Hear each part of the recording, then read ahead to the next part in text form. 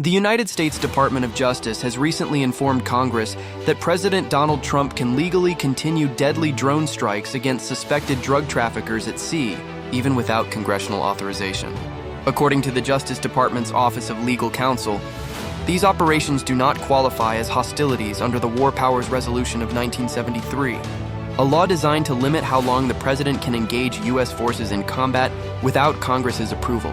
The administration argues that since no American troops are in danger and no one is shooting back, this campaign simply does not count as war.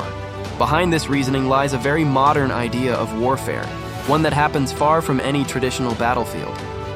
The U.S. Navy launches drones from ships operating in international waters. These drones strike from hundreds of miles away, targeting small boats allegedly carrying drugs across the Caribbean and the Eastern Pacific. In just a few months, the military has carried out 14 drone strikes, killing 62 people. A senior White House official insists that the operations are safe and precise, describing them as actions that keep U.S. personnel far from harm. Yet, for those 62 people, war has already arrived, just without soldiers or warning. This argument that killing from a distance is not combat is not new. It dates back to President Barack Obama's 2011 NATO campaign in Libya, when his administration claimed that U.S. airstrikes were not hostilities because American pilots faced no return fire. That logic stirred outrage in Congress and even within Obama's own legal team. Critics warned that if hostilities are defined only by the presence of American casualties, then any president can wage limitless war as long as no U.S. lives are lost. Now, under Trump, that same legal stretch has reappeared, this time applied not to a foreign government but to criminals at sea. Supporters of the campaign say it is part of a broader defense effort to protect the United States from international drug trafficking, calling it a law enforcement-style operation with military precision.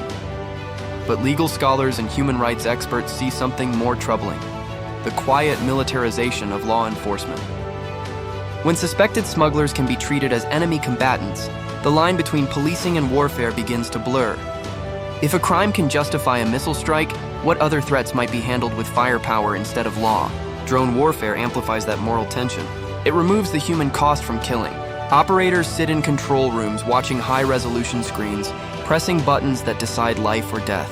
A strike is launched, a target disappears, and the operation is labeled successful. On paper, it looks clean. No American casualties, no visible battlefield. In reality, dozens of people lie dead on the ocean. There is no accountability, only data. One legal scholar described it as a war without soldiers, and therefore a war without responsibility. At its core, this episode is another chapter in the steady expansion of presidential power over the use of force. Since the attacks of September 11th, every administration, Bush, Obama, and now Trump, has stretched the boundaries of what a president can do without Congress. The nation that once prided itself on checks and balances now finds its legislature largely sidelined. Wars are no longer declared. They are rebranded as operations, missions, or precision strikes. As one senator put it, this is a slow erosion of constitutional democracy, war by executive habit. Technology has changed how America fights, but it has also changed how it thinks about fighting. When drones replace soldiers, war becomes a matter of algorithms and coordinates. The battlefield turns into a digital grid, and moral responsibility fades behind the glow of a monitor. Killing from a distance feels clean, efficient, and politically convenient.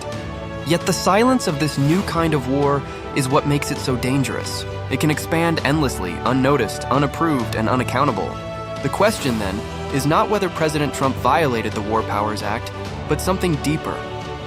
When war no longer requires soldiers, when the act of killing is reduced to software and screens, who holds the trigger accountable?